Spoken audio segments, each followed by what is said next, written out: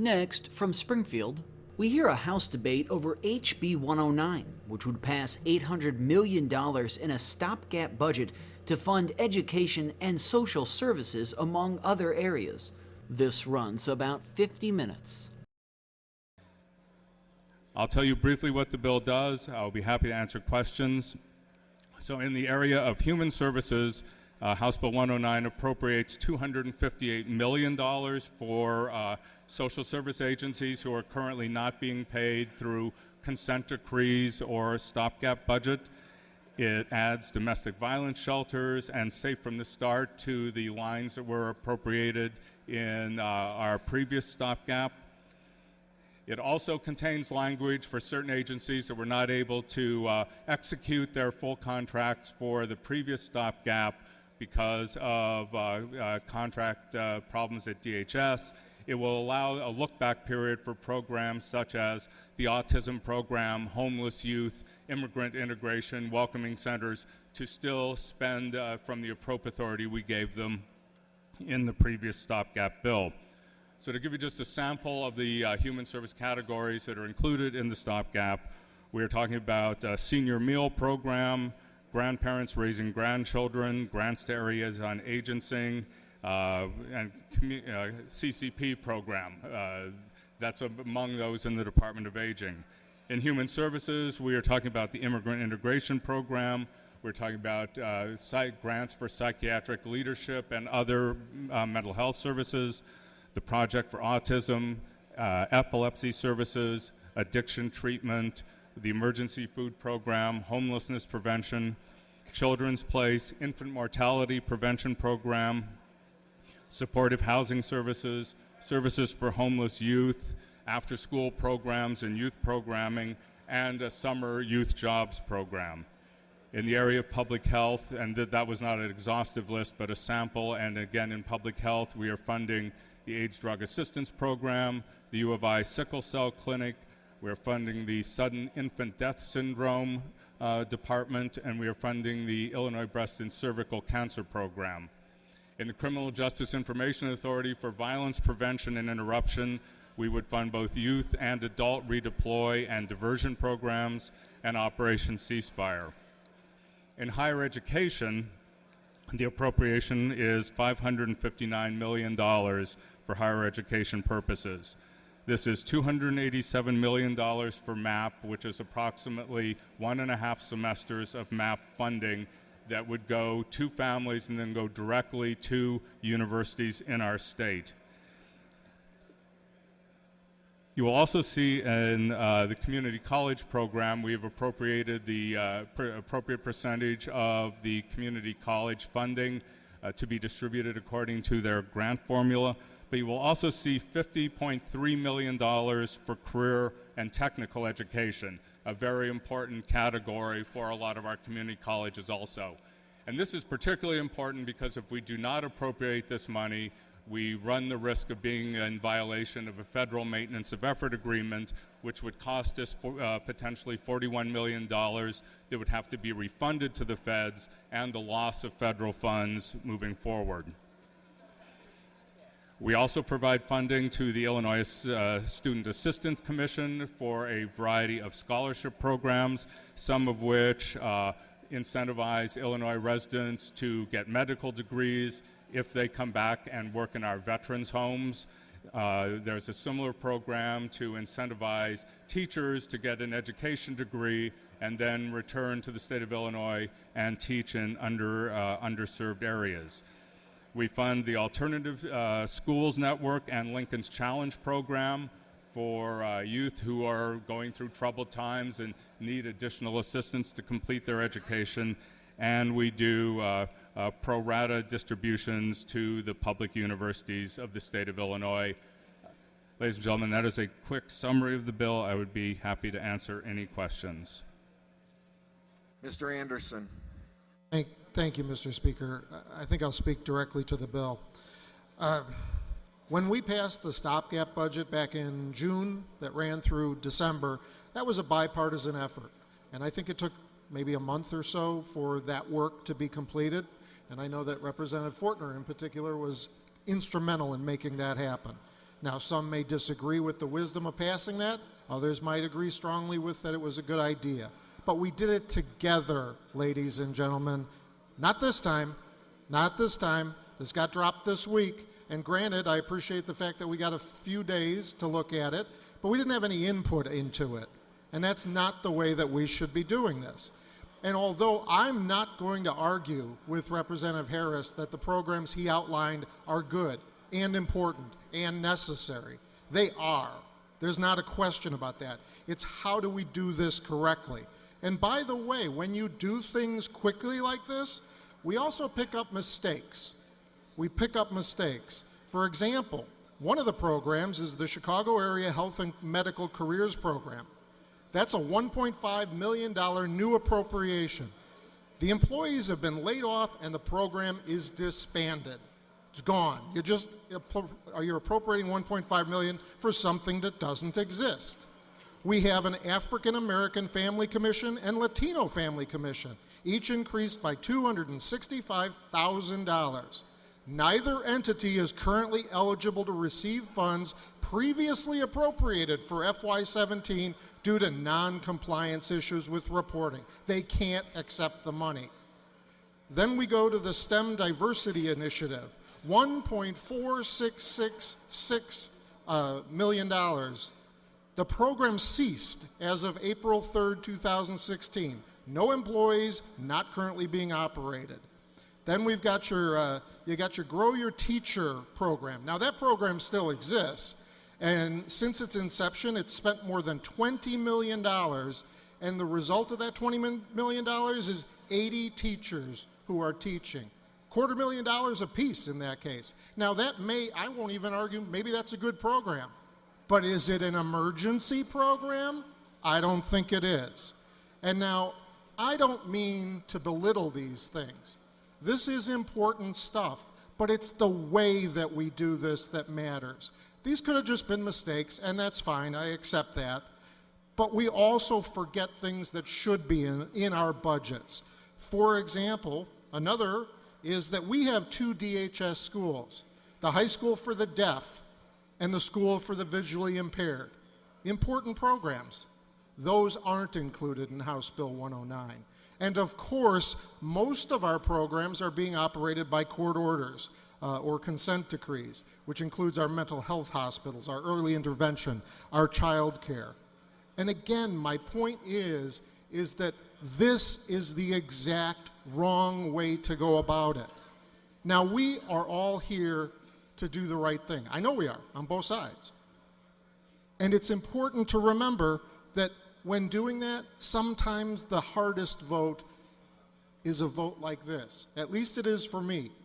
Because I stay up at night wondering who died today? Who died today because of our inaction?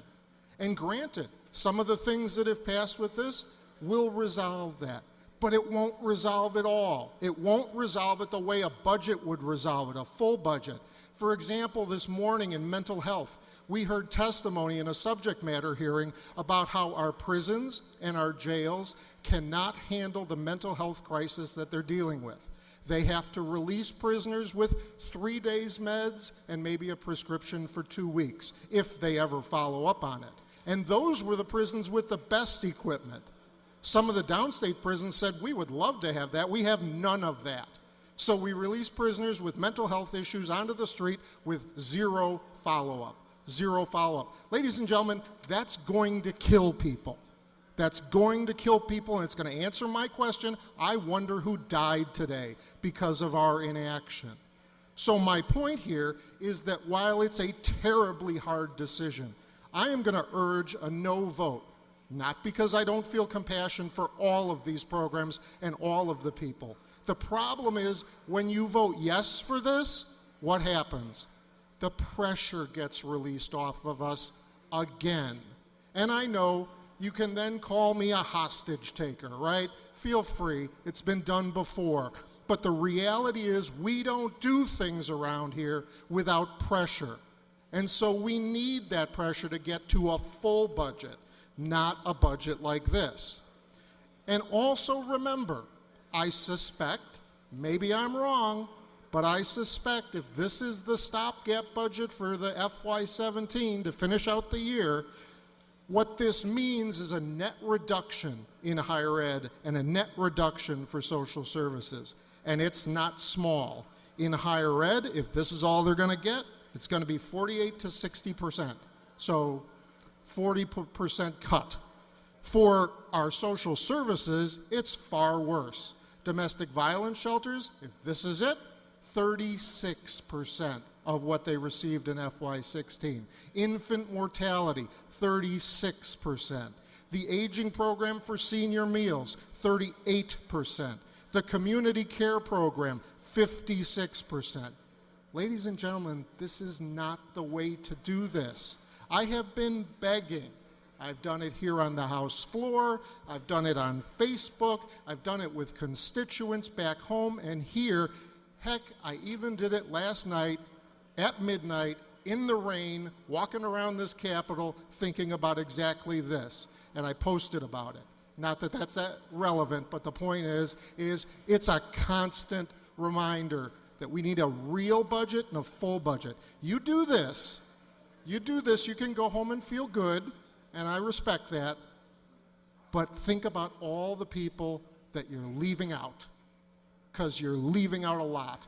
We need a full budget for this state. We need to come together and work on that together, and I have had good conversations on your side of the aisle and my side of the aisle on that, but it's not enough. We got to do more. This is not the way to do it, ladies and gentlemen. I would respectfully, and it's a really hard thing to say, it's a really hard thing to say, but I respectfully urge a no vote. Thank you. Ladies and gentlemen. Thank you, Mr. Speaker. Ladies and gentlemen of the House, wow. How do you vote against universities, community colleges, MAP grants, mental illness, autism, epilepsy, emergency food program, infant mortality, addiction prevention, domestic violence shelter, area agencies on aging, community care program? All of us have screamed for months about lack of a budget and how in the world we've screamed about higher ed, we've screamed about social services, all those priorities that need a budget. So how do we vote against this? Well, what does it do? You know what it does? It gives crumbs. It gives crumbs to those institutions and organizations that rely on us. Now, they say, well, Harris, how can you say that $800 million to higher ed is crumbs? $800 million if you combine the previous stopgap with what's contained in here. How can you call that crumbs? If you look at FY15, the last time higher ed got a full budget, their budget was $2 billion. This, if you take the previous 22 months when we haven't had a budget, we're now going to have roughly 50% of that, about $1 billion in each of 2 fiscal years for higher ed. No, $800 million isn't crumbs, but basically it's not being funded properly. Now look, when someone is starving, which is really what's happening with higher ed and social services, that person will accept crumbs. But this legislature has a responsibility to pass a full budget, and that is a responsibility that we have failed. You know, our Constitution states very clearly that the General Assembly shall, by law, make appropriations for the expenditure of all public funds. It doesn't say we'll make expenditures only for those other state funds but not general revenue. It doesn't say we'll make expenditures for just federal funds but not general revenue. And of course we know we have the constitutional requirement that appropriations shall not exceed revenue estimates. So we don't have a full budget. Now the Democrats will say, well, it's the governor's fault. He won't sign a budget without his agenda items. And my colleagues on the other side may stand up and say, well, Harris, you're just a tool of the governor. Well, I disagree. I'll stand here and tell the governor that, no, governor, you know what? Term limits have nothing to do with a budget. Doesn't bring in any money, doesn't cut any money. Now, the Republicans will say, well, it's the Speaker's fault. Speaker won't give on anything, he won't do anything on workers' compensation, and the Speaker says workers' compensation will destroy the middle class. Oh, horse feathers. It's not going to destroy the middle class, and it's justified that maybe we can talk about workers' compensation to get a budget. What we need, in my estimation, I'm not a very bright guy, but what we need, in my estimation, is a true crisis. A true crisis. And the previous speaker kind of made reference to this. What we have is like a closed tea kettle in which steam is building up. And if there is not some relief in that building up steam, there's going to be an explosion. And this is what we've done with these stopgaps. We are giving relief valves to this steam that has been building up. It's been done in several areas, and in my estimation, it's wrong. We fund elementary and secondary education. We fund Medicaid. We fund state employee salaries. Now we're going to fund a bit more to higher education and social services. All of those are relief valves to the steam that's building up.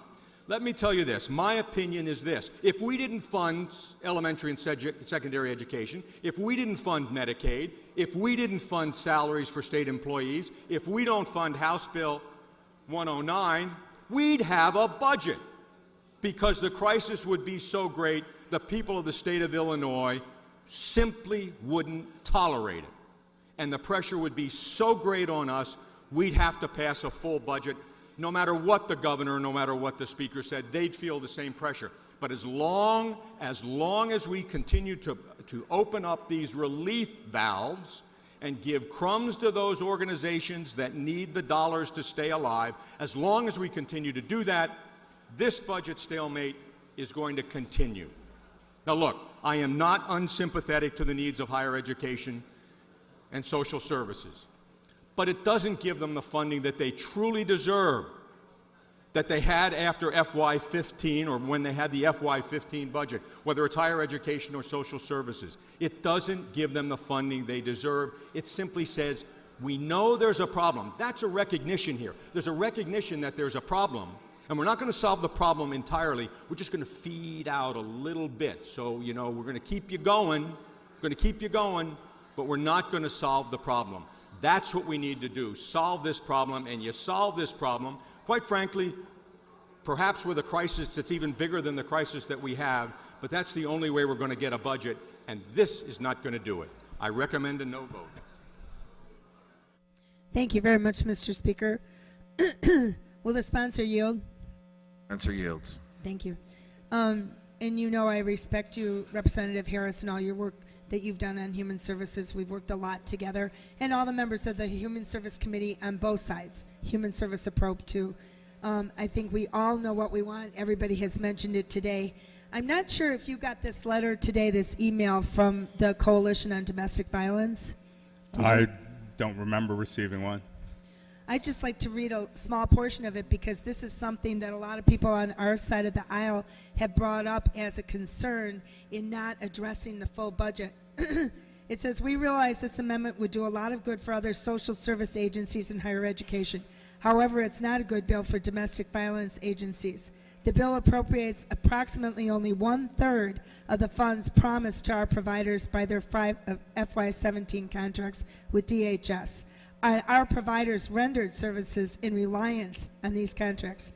This $6.6 million would satisfy expenses incurred through September of last year and will not have an impact on current operations. It will not allow agencies to survive cuts or closures, and it will not bring laid-off staff back. It does nothing to help them plan for their future business operations. We were neither consulted about this amendment, nor were we allowed to offer input. Our great fear is that this will be the only money we will receive in FY17, and that we will have to wait many months for any further funding, much like what happened this year with the 10-month delay if this bill is to survive a veto. We need the full $18.6 million contract amount. Our agencies will soon be asked to enter into FY18 contracts, and how can we advise them to do so in a timely state GRF reimbursement? This is an issue, I think, that has been brought up that is our major concern with all these social service agencies. And what do we say to them? Each agency in the list I read you, we distributed the funds that are available for human services equally. Now, there were a number of points in that letter. There was the issue of the Department of Human Services sending out contracts to agencies who when they signed and came back executed, believed they had the authority to submit bills, and they found out that was not true. This is the nature of the ICOI lawsuit that is before the judge now, this same process. So that's one issue. Actually, I have had several meetings with the Coalition Against Violence and the Chicago Battered Women's Network, and we've talked about their needs. So I fully understand that, yes, they would like, as would autism and the breast and cervical cancer program, and to get all their money. But I think the fair way, when you have this limited resource, a finite resource that we can spend, is to give everyone an equal share. Well, two of the questions that I asked in committee yesterday you answered. One was the methodology that you came up with, the funding. The other was the timing. And I think in this email, she again puts that out there, that they had no time to comment on this, and that's what I've heard from several of the other people today. To the bill, Mr. Speaker, we all agree, all of us here, especially the human service people that are dedicated, and the university people and the education people, we know that these people need funding. We know that they need our help, but they need real help right now, not a Band-Aid approach that I'm afraid that this approach and this fiscal approach takes. We cannot continue to kick the can down the road. We all embraced the StopGap budget last year. We all embraced it because we worked together in, as was said before, in a bicameral, bipartisan way.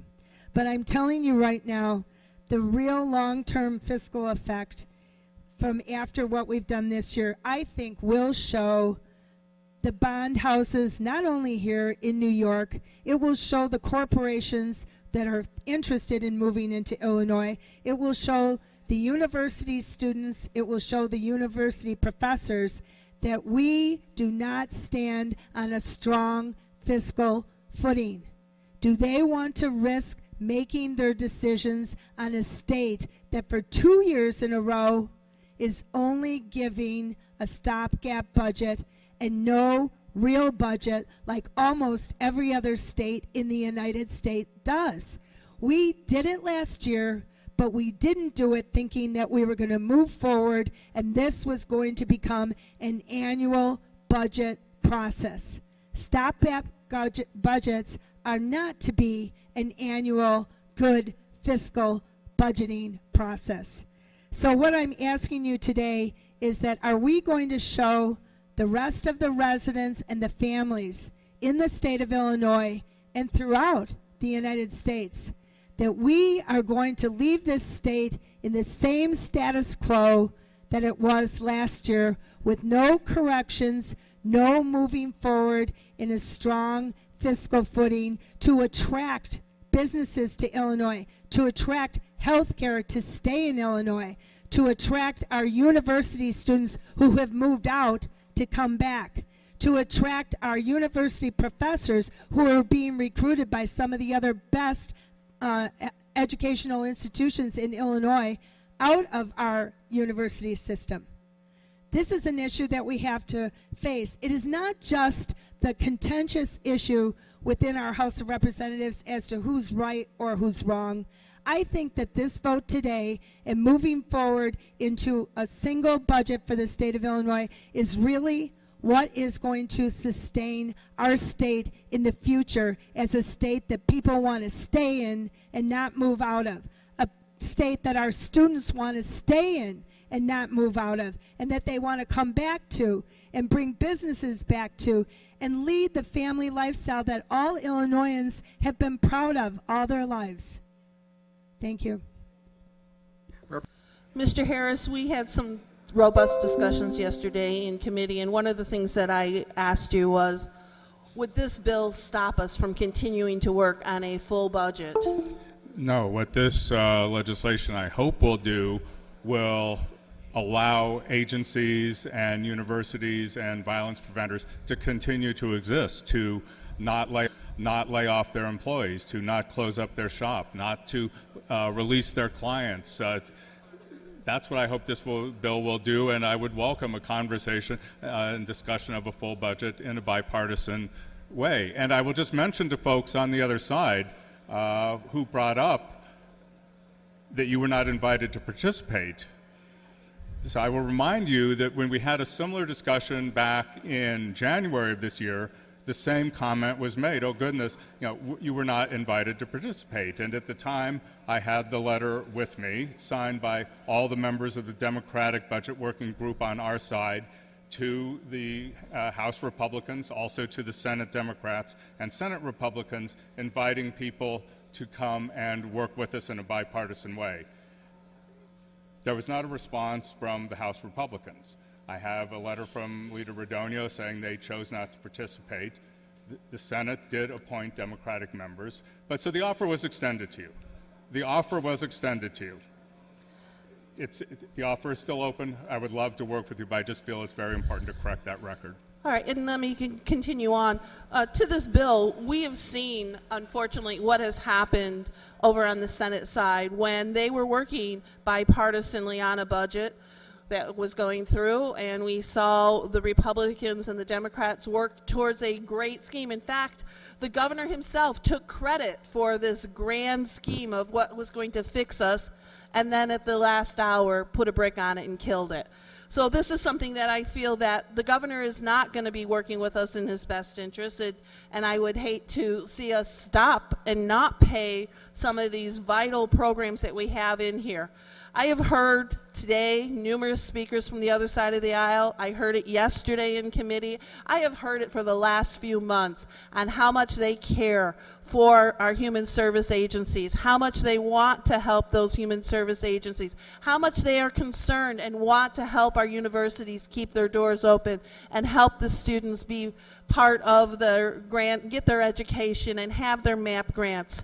One of my colleagues just said that he doesn't want to have to vote no to universities or vote no to the domestic violence shelters, vote no for any of these things that we have in this bill. We know it's not the perfect bill. We know this is just a lifeline. That is why it's not called a full budget. But if you truly care about these agencies, if you truly care about the students that are going to be affected when we don't give them MAP grants so that they can continue with their education, when they have to get laid off from their school jobs, when we have to cut more staffing at various places, when we have to close the doors at our homeless shelters and have people be out on the street because there's no safe place to be there, well, then you're not going to be voting for this bill. But I would urge you instead to say that you do care and that you do vote for this bill. I urge and I vote from everyone, those on the other side of the aisle too, as we will continue to work with you on a full budget. But this is a lifeline budget that is necessary, and we need to vote yes on it now. Thank you. Mr. Gazzardi. Thank you, Mr. Speaker. To the bill. I think we all know that we need a budget, guys. We all understand that. None of us is sitting here and saying that this is sufficient or adequate or that this is how we should do budgets. Everybody understands that this is not the way this ought to be done. Democrats don't think that stopgaps and lifelines are the way that we should budget. I promise you. That's not the view on this side of the aisle. But this is a really simple issue in this bill. There is money sitting around, sitting in bank accounts, being unspent. It's just sitting there. And by voting against this bill, it's just going to keep sitting there. This isn't about a tax increase. The governor was on Facebook yesterday saying that this is going to massively increase the debt in the state. This bill will not do that. It's just taking the money that is sitting around in bank accounts and spending it on agencies that are dying, spending it on universities that desperately need it. I promise you, we want to work in good faith with you on a full budget. I promise you, we all want that. And we intend to work on that. But in the interim, please, just help us get this money out of a bank account that's just sitting there doing nothing and help us put it in the hands of the service providers who need it. Yeah, it's crumbs. Yeah, it's not a full appropriation. Yeah, it's not the full year. We know. We want to do proper, fiscally responsible budgeting. We really do. But in the interim, this money's sitting around, and if we let this bill die, if we vote against this bill, we're saying we just want the money to keep accumulating in a pile while our agencies suffer. I really don't think that's what any of us wants. I urge you, please join us in supporting this bill. Thank you. Representative Ives. Rice? Thank you. I thought you said Rice. Okay. Mr. Speaker, to the bill, you just heard the previous speaker say that this money is just sitting around there and that we should use it. You're right. We should use the money that's sitting around because right now, sitting at the comptroller are vouchers in excess of $880 million that K through 12 education is owed for mandated categoricals. We haven't paid them. They need a lifeline too. Your budget does nothing to address this whatsoever. There's no lifeline in here for K through 12 education. $880 million is owed to them. And if there's money sitting around, send it to them. Let's go. Let's put some together and get that happening too. This budget is woefully inadequate. And let's start with the first thing that we have not done in the House. We have not decided on a revenue number. When I first started here, we began with adopting a revenue number in a bipartisan, unanimous way. We have yet to do that for the last 2 years. There's no revenue number. And we better get to it quick because every time we think that we have revenue, we get a report from COGFA saying that we're down the next month. In fact, right now, the COGFA report I have in front of me says that we're down 7.5% from previous years and that we're dipping below $32 billion in revenues. Well, we better understand what our revenue number is before we decide to do a budget. So let's start with that. We can't even get to that yet, and you want to do a stopgap budget? Speaking of stopgap budgets, when we passed the last one, I was one of 4 representatives who voted against it. Why? Because I knew full well without a full budget in place, we would continue to spend money we don't have. And sure enough, back when we passed that, we were about $10 billion in unpaid bills for the current accounts. Now we're about $14 billion. So by kicking the can down the road and not coming up with a full budget, you are essentially just adding to the backlog of bills. This does nothing to solve that. Everybody wants a full budget. So after you pass this stopgap, because I have no doubt that your side will pass this stopgap, after you do this, what are we going to do then? What are we going to do then? Is the next crisis going to be whether or not our schools open? Are we then going to get a new court order, you must fund schools, so that our entire budget system is based off of consent decrees, court orders, and continuing appropes? Well, speaking of continuing appropes, the $818 million you want here, guess what? That's the entire amount that's going to be sucked up in new pension costs next year. We're going to spend about $8.8 billion on pensions next year, well exceeding 25% of our general revenue funds. This does nothing to address that. Everything you're talking about in this bill, dollars-wise, we're going to spend all of that in new pension costs. New, 1 year increase. 1 year. It's shameful. And unless we do pension reform, we're going to get nowhere in this state. Real constitutional pension reform, and there are bills sitting in pension committee that that will not be called for a hearing because you won't let them be called. I've asked for subject matter hearings at least on a tier 3, no go.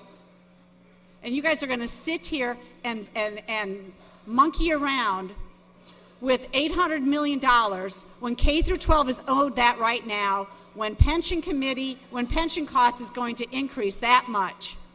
We need a real full budget, and we need to first identify the amount of revenue that we have. Thank you. Mr. Davidson. Thank you. Mr. Speaker, to the bill. This is not the perfect bill, as we have already heard from both sides of the aisle. But so that we are working with the same definition of what a lifeline is, I decided to look it up. A lifeline is simply a rope or line used to save a life, typically one thrown to rescue someone in difficult waters. A thing on which someone or something depends, or which provides a means of escape from a difficult situation. That's the meaning of a lifeline. For the last, now our third year, we have had many conversations in this room about having to cut.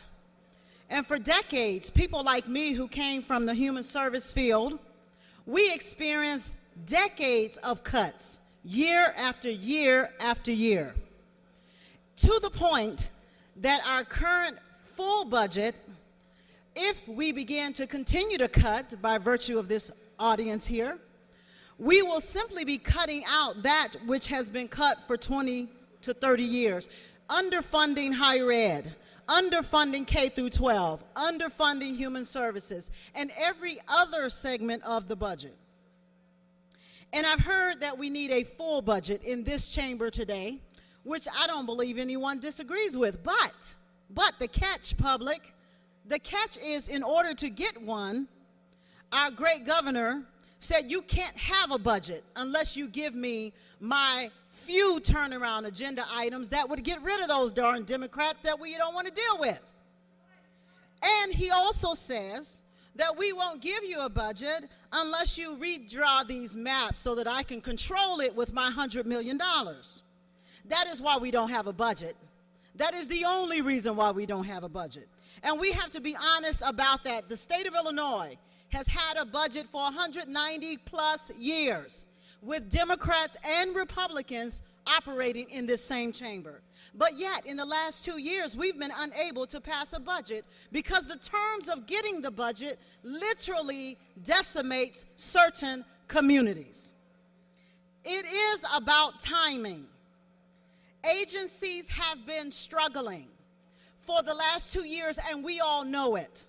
And we've not done the thing necessary because you all, frankly, refuse to stand against the governor holding us hostage with his non-budgetary items. And that's why we do not have a budget.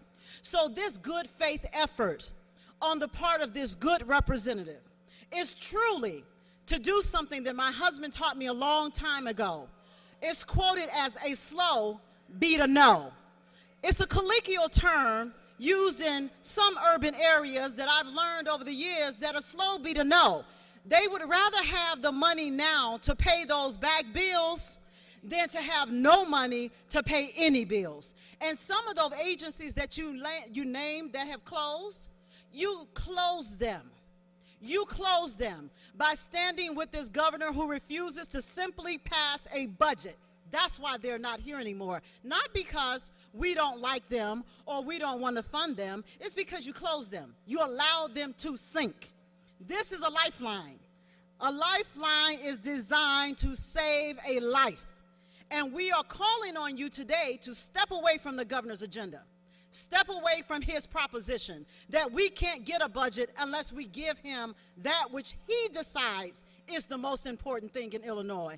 But the people know that they need a budget to save their children's lives. And that is what this bill will do, is give you an opportunity to step in the gap where there is a true gap in service in our communities. And this is not an excuse to vote no, because it was not given at your time, or you didn't respond to our letter, which we sent to you months ago to work on this very thing, and you refused to respond. So we gave you ample opportunity to join us in this affair, but you didn't, because you want to stand today and suggest that it is unfair that we do this because you weren't at the table, but you refused to be there. So I suggest that you think twice about denying the life raft to these people. Think twice about denying that. His money cannot protect you from everything. And today is the day that you're going to be responsible. I urge an aye vote. Thank you, Mr. Speaker. To the bill, our home, our Illinois, is on fire. Hundreds of thousands of people are fleeing the state. Our state faces massive debt problems. I mean, my goodness, every home in Illinois, every household owes about $50,000 or more to the state government. And so in that context, today we consider the Democrat bill for spending for the remainder of fiscal year 2017. The details of this bill are bleak. The Democrat bill slashes our domestic violence shelters by 2/3. The Democrat bill slashes our infant mortality programs by 2/3. The Democrat bill slashes meal programs for our hungry seniors by 2/3. The Democrat bill takes an axe to the programs serving the most vulnerable people in our society. And the Democrat bill does nothing to address the overwhelming problems facing our state. As you heard one of my other colleagues call it, some of us on this side of the aisle are calling it the Democrat burn it down scam. It's nowhere near a lifeline. And so today the General Assembly is faced with two paths. You've got the Democrat path laid out in this bill, which is a dark one. Again, 2/3 cuts, domestic violence shelters, services for the poor, higher education. That Democrat path does nothing about these bills piling up, the debt piling up on the backs of Illinoisans. Then you've got the Republican path. And the Republican path, as you've heard it laid out, leads to a full, a realistic, and a balanced budget. The Republican path leads to our back bills being fully paid off. And the Republican plan respects the priorities of both political parties. That Republican path will meet the needs of people in every part of Illinois, whether you're a city person, suburban person, or rural person. Again, Illinois faces two paths today. Republicans want to turn Illinois around. Democrats want to burn Illinois down. It's time for us to do our jobs, pay our back bills, and get a full, realistic, and balanced budget. Thank you, Mr. Speaker, and ladies and gentlemen of the House. I am confused about a few things, and I just don't understand the governor, and I don't understand what's going on. I was recently reading a quote that the governor had made at an event that he was at. And the governor was quoted as saying that some people think that the problem is the budget. Now, this is what the governor said. He says some people think that the problem is the budget. It's partly about the budget, said the governor, but it's really about our future prosperity.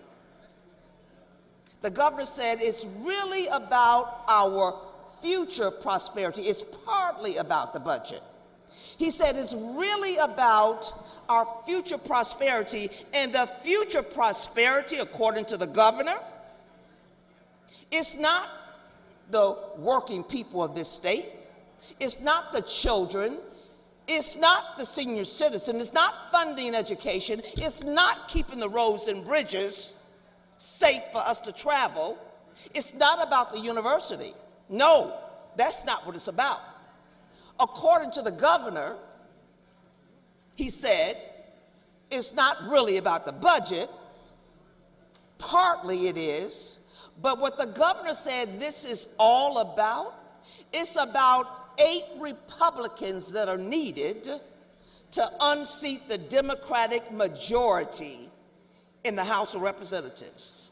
Now that is appalling. That is insulting. It's insulting to any senior citizen that's being denied their medication. It's insulting to any child that cannot go to college to further and better their lives and get out of this state as soon as possible. It's insulting to anyone who's trying to go to work every day, expecting to get paid and is not doing so. The governor needs to stop playing games with the people of the state of Illinois, do his job, and if it's not about the budget, you need to do your job. The governor is putting you on notice that we're all being used as pawns in this game. Let him no longer play with us, and surely no longer play with the people of the state of Illinois. I urge and I vote. Answer yields. First of all, Ms. Stratton, it is not the governor's job to provide a revenue estimate. The Constitution puts that responsibility upon us. Representative Harris, it's been said here that this is just money that's been lying around, that has been in the funds, and now we're just spending it. My question is, what took you so long? Why today? I'd like to finish my question. Well, no, please answer my question. So before you got elected, we did run a very similar bill in the end of the '99 General Assembly. So that it hasn't been that long, but it was before your time, so you probably were not here when that happened. But the fact remains is that this is money that has been lying around. I think, to Ms. Stratton's poignant comments about the deaths of the 3 children that she talked about, I think you owe her an explanation as to why it is that that money that's been lying around wasn't used for domestic violence or other types of programs that may have saved lives between that time and today. I hope you'll vote for the bill so that that mistake can be corrected. I think you owe her an explanation as to why it took so long. Thank you, Mr. Speaker. To the bill. Very quickly, I stand in support of this bill, and I stand to protect working class families and those people who are desperate to try to find work. I care about the people of my district. I'm not pointing fingers, not saying you don't care. I'm just saying I do care. And that's why I'm urging everyone to do your job. You were elected to come here and vote for a budget. Thank goodness Representative Harris has given us the opportunity to do just that. I'm going home tomorrow, and you know what I'm going to do? I'm going to say I voted for a lifeline budget, because the right thing isn't always the easy thing to do. I urge an aye vote. Thank you. Excuse me, Mr. Clerk. Mr. Demmer withdraws his verification request. 64 voting yes, 45 voting no, 1 voting present. This bill, having received a constitutional majority, is hereby declared passed. You're watching the Illinois Channel, an independent nonprofit corporation formed to provide gavel-to-gavel coverage of Illinois state government and other public affairs events taking place across Illinois.